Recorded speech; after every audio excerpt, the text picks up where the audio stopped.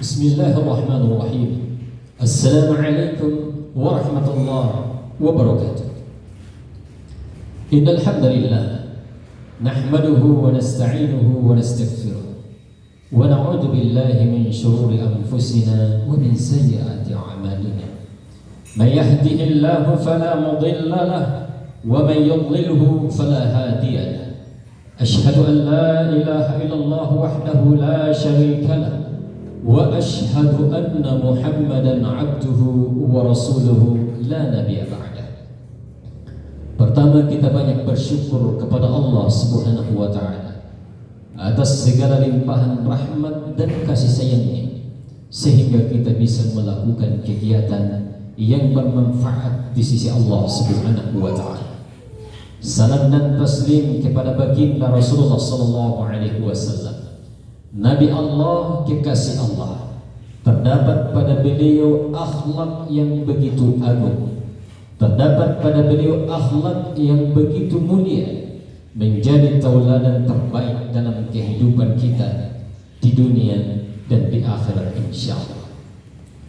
Izinkanlah saya pada kegiatan kali ini membawakan pidato dengan tema peran dai dalam mencegah faham radikalisme serta intoleransi keagamaan kebangsaan melalui dakwah yang sejuk insyaallah. Hadirin wal hadirat yang dimuliakan oleh Allah Subhanahu wa taala, faham radikalisme muncul sejak abad ke-18 di Eropa, berkembang dengan pesat melalui media sosial.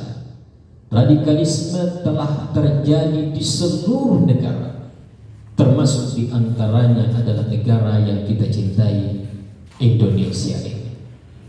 Faham radikalisme adalah menginginkan perubahan terjadi sampai ke akar-akarnya secara spontan. Faham radikalisme menginginkan perubahan terjadi secara spontan, secara cepat, secara instan, sesegera mungkin, namun dengan cara yang tidak benar dan tidak dibenarkan. Melalui cara yang tidak benar dan tidak dibenarkan dalam berbangsa, bernegara, apatah lagi di dalam agama kita. Radikalisme tidak hanya terjadi dalam agama Islam, tapi juga terjadi pada agama-agama yang lain. Dai seyogyanya terus untuk belajar memahami Islam secara kafah, syariat Al-Quran dan melalui sunnah Nabi Sallallahu Alaihi Wasallam, dan menyampaikan pemahaman yang benar sesuai dengan tuntunan yang telah dibenarkan insyaallah. Intoleransi dalam keagamaan telah terjadi, kisah Nabi Sallallahu Alaihi Wasallam. Nabi Sallallahu Alaihi Wasallam suatu ketika pernah hidup berdampingan dengan seorang Yahudi, bertetangga dengan seorang Yahudi. Namun Yahudi tersebut setiap malamnya menaruh kotoran di depan pintu rumah Nabi Sallallahu Alaihi Wasallam. Lalu apa yang dilakukan oleh Nabi? Beliau tidak menegurnya secara langsung, beliau tidak menghinanya, beliau tidak menghardiknya, beliau tidak langsung berdakwah dengan sesegera mungkin karena punya harapan agar ia segera untuk bertaubat, tidak. Tapi justru Nabi Sallallahu Alaihi Wasallam mendiamkan perkara tersebut dan menyerahkan kepada Allah Subhanahu Wa Taala. Hingga suatu ketika Yahudi tersebut telah sakit, dan pada malam itu juga kebiasaan-kebiasaan yang dilakukannya tidak terjadi pada malam itu kepada Nabi Sallallahu Alaihi Wasallam. Lalu apa yang dilakukan oleh Nabi? Nabi Sallallahu Alaihi Wasallam mencari tahu informasi tersebut. Lalu kabar telah datang bahwa Yahudi tersebut telah sakit, dan ternyata orang yang pertama menjenguk beliau adalah justru Nabi Sallallahu Alaihi Wasallam dengan akhlak yang mulia. Beliau menjenguknya dengan akhlak yang agung, yang benar dan dibenarkan sesuai dengan syariat Al-Quran dan perintah Allah Subhanahu Wa Taala. Lalu Yahudi tersebut pun mengucapkan dua kalimat syahadat dengan akhlak Nabi Sallallahu Alaihi Wasallam. Nabi SAW juga pernah terjadi pada saat beliau diserang, dilempar dengan batu, kemudian dikalungkan dengan usus unta yang sudah berhari-hari dan membusuk, dikalungkan pada leher beliau. Darah beliau mengalir dari kepala beliau sampai kepada mata kaki beliau. Lalu datanglah malaikat Jibril alaihi salatu wassalam mengatakan kepada Nabi, "Ya Rasulullah, mintalah dan berdoalah kepada Rabbmu akan saya angkat gunung tersebut untuk menimpakan kepada mereka." Lalu apa yang dilakukan oleh Nabi? Ya malaikat Jibril alaihissalam, "Innama bu'istu liutammima makarimal akhlak." Sesungguhnya saya diutus ke muka bumi ini untuk menyempurnakan akhlak. Terjadi kepada Nabi Musa dan Harun, kepada Fir'aun melakukan tingkah di luar dari keterbatasan. Dia telah melakukan dan melampaui batas dengan apa yang dilakukannya. Dalam Al-Quran dikatakan, "Ana rabbukumul a'la." Fir'aun mengatakan, "Saya adalah Tuhanmu yang lebih tinggi daripada Tuhan kalian, ya Musa dan Harun."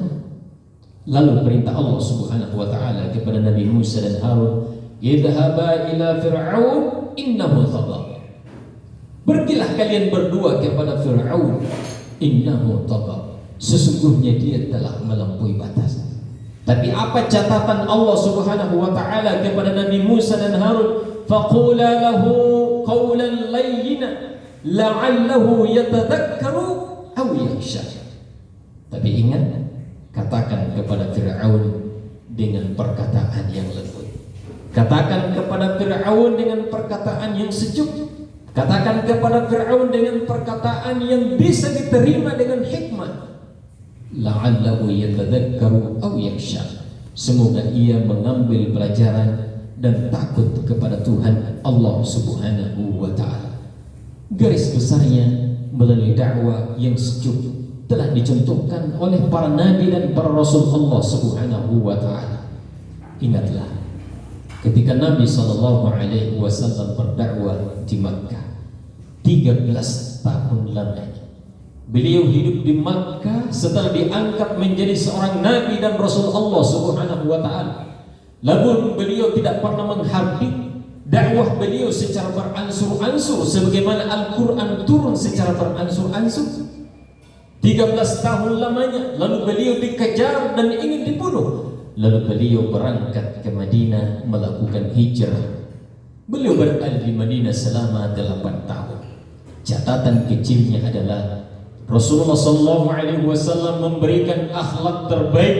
Beliau tidak tergesa-gesa menginginkan perubahan secara spontan, namun beliau berdakwah di Makkah dengan di Madinah sebanyak 21 tahun.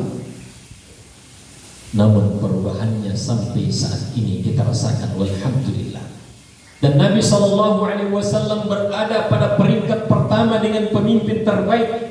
Beliau terjadi catatan besar seluruh dunia dengan akhlak termulia. Dia adalah Nabi SAW. Semoga Allah Subhanahu wa taala mengumpulkan kita bersama Nabi dalam surganya dengan surga Firdaus insyaallah. Perubahan mesti harus didukung dengan perbuatan. Perubahan yang terjadi tidak kita dapatkan pada mereka, tapi juga kita dapatkan pada anak cucu ke depan. Kesimpulannya bahwa perpolitikan saat ini telah dijebol dengan pemahaman radikalisme. Pendidikan telah dijebol, generasi muda telah dijebol. Jika seorang dai tidak mengambil bahagian dari mengembangkan agama ini sesuai dengan syariat Al-Quran dan Sunnah Nabi SAW, berdakwah dengan sepenuh hati, dengan kesejukan, akhlak yang baik, perbuatan yang baik, sehingga dakwah kita pun diterima dengan di tengah-tengah masyarakat insyaallah, sehingga perubahan itu pula tetap dalam koridor dan sesuai dengan takdir Allah Subhanahu wa taala.